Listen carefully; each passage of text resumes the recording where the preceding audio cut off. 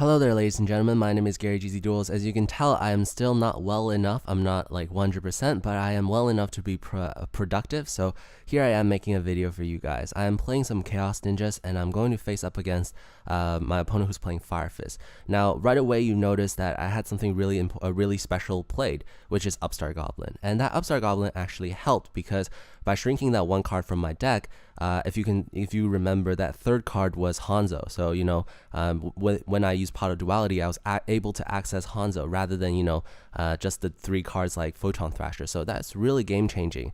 I think that it's well worth it to play Upstart Goblin because when you're playing ninjas, you're playing out a grind game. Unless you go for the power cards like BLS or Chaos Sorcerer, you're almost always going to depend on your traps. So that 100 life point boost to your opponent is kind of irrelevant. Whereas if you get access to some of your power cards like Hanzo right here, then it's well worth it to just give 1,000 life points.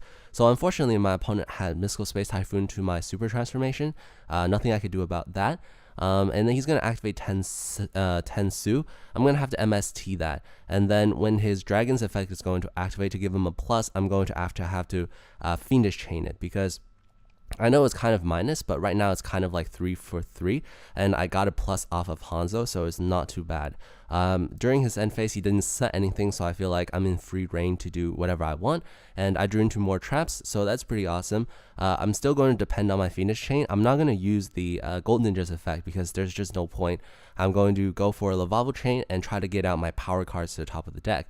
I'm going to first of all get Blackluster Soldier, and with that, and once the Lavavo Chain dies, I can just Spectral Summon out Blackluster Soldier. Meanwhile, I'll have the Fiendish Chain and the Mirror Force protecting me, so it should be alright.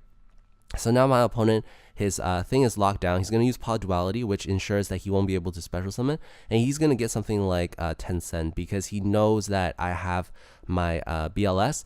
And if he just compulse it back, it's not going to do that much. So now it's my turn, draw into BLS, of course. He set one card. I'm not going to attack into it. I'm not going to risk anything because he couldn't Special Summon last turn. So he is probably setting something like a Boar in order to be able to Special Summon the turn I attack. He might get Bear, and if he has Bear, it's going to be very disadvantageous for me. So I'm not going to attack. Most likely when your opponent sets a card, you see he wants you to attack. So I'm not going to do that. He's of course going to go able to go into a Synchro, but it doesn't matter. If he just kept that in his hand, he could do the same thing.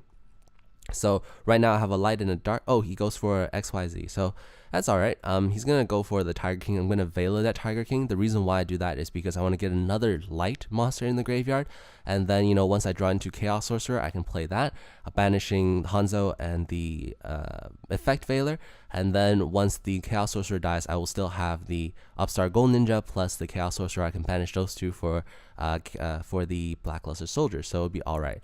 So as you can see, I draw into two of my power cards, but I'm not going to use it just yet. I'm just going to attack with Lavavo Chain. You see that he has 9,000 life points. This is what I mean by just like a slow grind game.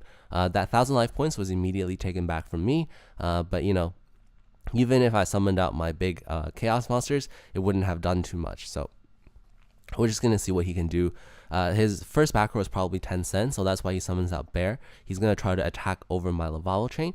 Here he misplays kind of. I think he misplays because he activates 10 Sen preemptively, which allows me to bait out his 10 Sen and use Fiendish Chain. So if he activated his 10 Sen during damage step, I couldn't have, just wasted his 10 Sen. But now he wasted it. Now I'm going to Special Summon out my big Chaos monster. And instead of attacking over the Bear, which is kind of risky because if he had like, like Lance, Forbidden Lance, I would lose my Chaos Sorcerer. Instead, I'm going to banish it and just attack directly with my Lavavo Chain. So I'm going to just keep poking him for damage with Lavavo Chain, and if anything happens to the Chaos Sorcerer, I can Special Summon out my BLS, and then I would be able to probably win. So he doesn't have anything, he's just going to set a card. I draw into a Dimensional Prison, which is pretty awesome.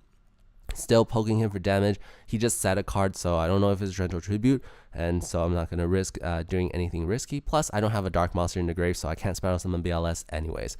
So it forces me to play conservative, which is awesome. As you can see, he has 1,300 life points left. Even if I didn't give him that 1,000 life points with my Upstart Goblin, he might still be able to survive. But he surrenders, and I hope you guys enjoy this. This is gzduel signing out.